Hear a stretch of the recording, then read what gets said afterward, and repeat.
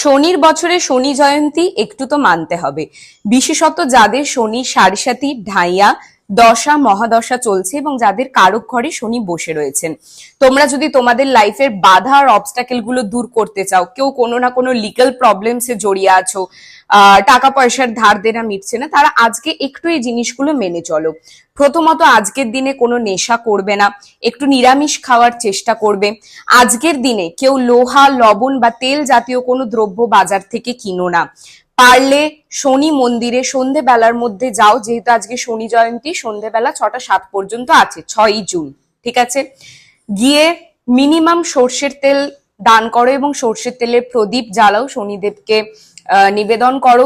এর সঙ্গে যদি তোমরা কালো তিল আর লোহা দান করতে পারো সেটাও খুব ভালো। দরিদ্রদের কালো বস্ত্র দান করতে পারো, নিজেদের সাধ্যমতো খাবার তোমরা দান করতে পারো।